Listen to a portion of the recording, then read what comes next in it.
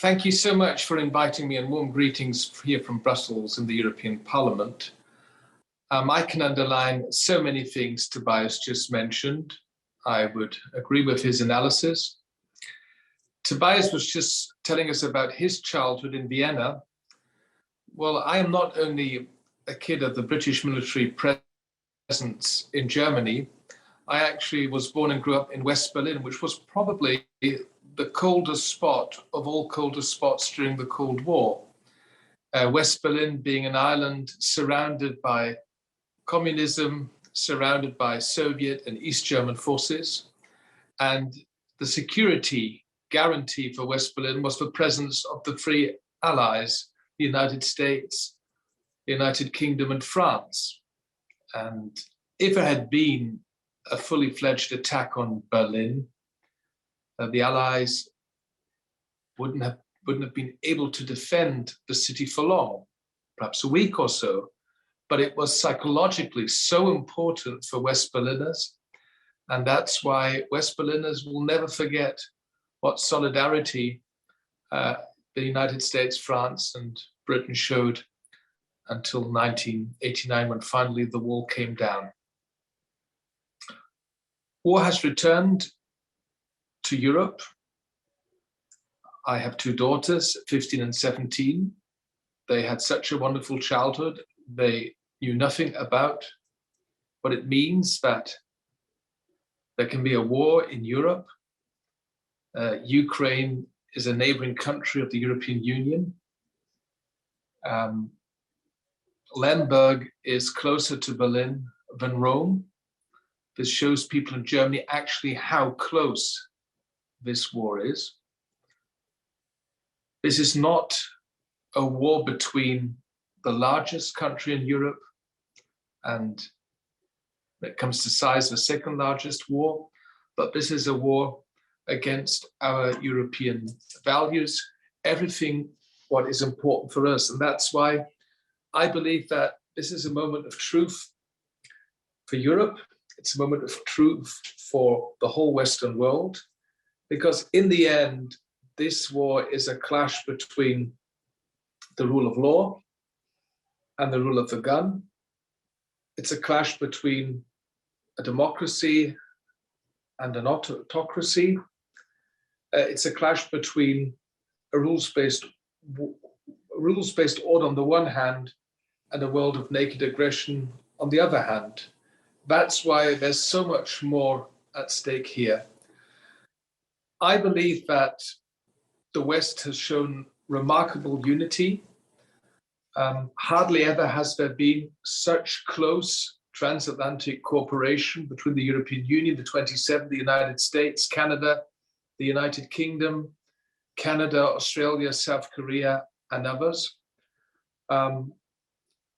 This war has brought us back together, and I do hope that this new momentum in transatlantic cooperation, but also in cooperation between the EU27, the United Kingdom, that we can keep some of this new momentum after this war, hopefully will come to an end soon.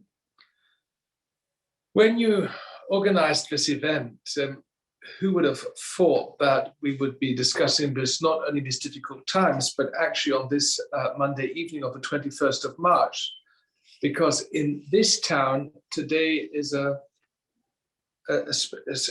special day. The foreign affairs ministers and the defense ministers of the EU are in Brussels, and today the Foreign Ministers' Council has formally approved the strategic compass at a time when we witness the return of war in Europe.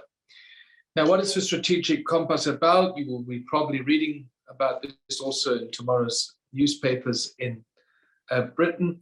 In the end, this strategic compass, which was initiated under the German EU presidency of the Council in 2020 and then taken further, is more or less an ambitious plan of action, how to strengthen the EU security and defense policy by 2030.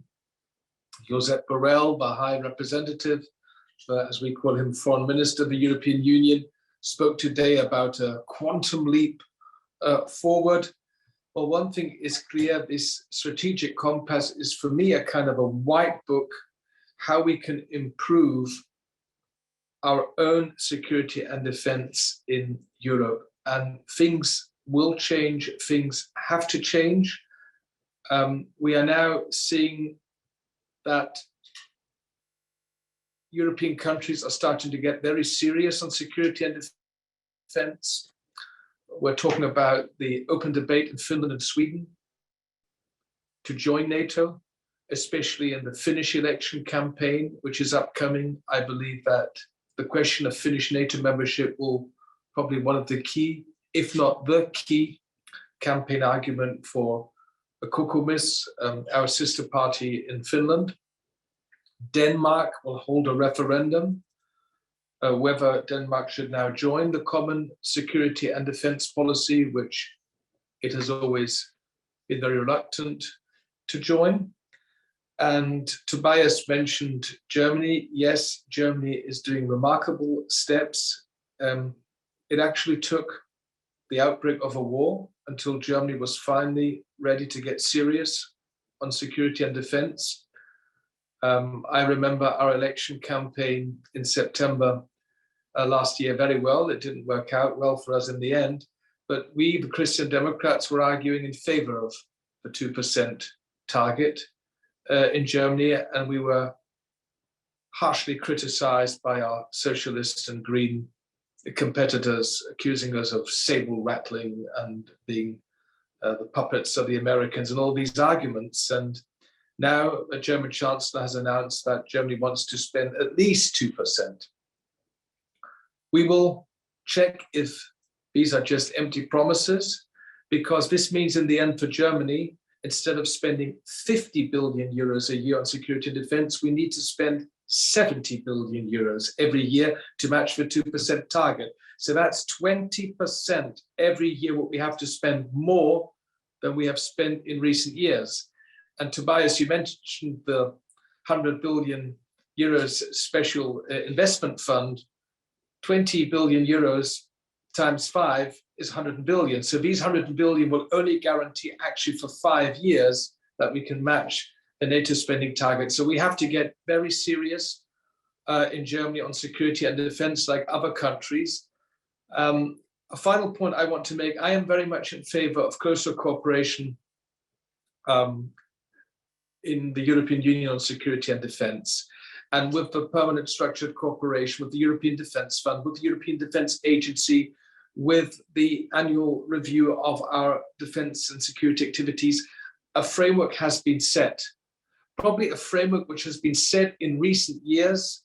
After in 2016, the UK government said, look, we're about to leave the European Union, we will now give up our resistance.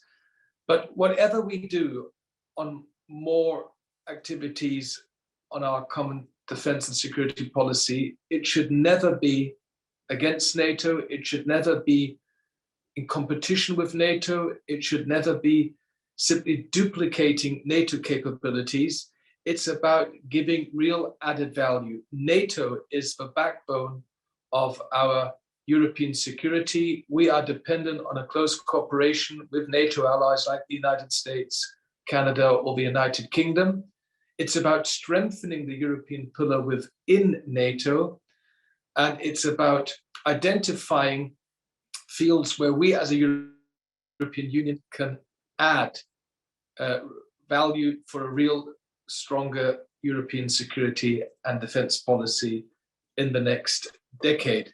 Or as our former Defense Secretary Annegret Kramp-Karrenbauer said, we want to remain transatlantic, we want to stay transatlantic, but we want to become a bit more European on security and defense. This is what the strategic compass is about, which will be heavily discussed in the next few days, and it's been now formally approved by the foreign ministers, but it still needs to be endorsed at the end of the week when the 27 heads of government and state of the EU meet in Brussels. So I'll keep it there. A final point, because I'm talking to a British audience. I believe that the trade and cooperation agreement between the European Union and the UK is a good, solid legal basis for our future cooperation. It's a pity that it was not possible to negotiate a chapter on a structured, formalized cooperation on foreign affairs, security, and defense. I believe this would still be better for both sides. Perhaps the events of the last 3 or 4 weeks have also shown some people in London that there might be some arguments to have some kind of formalized cooperation between the United Kingdom and the European Union. For the first time since Brexit, the Foreign Minister was invited, the Foreign Secretary was invited to attend the European Foreign Ministers' Council a couple of weeks ago.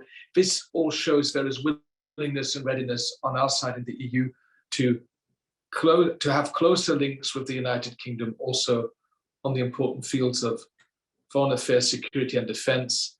And we all know, especially in Germany, that whatever happens, the United Kingdom will never be a simple third country for us, but a partner in G7, G20, the United Nations, the OSCE, the Council of Europe, and especially a rock-solid NATO ally.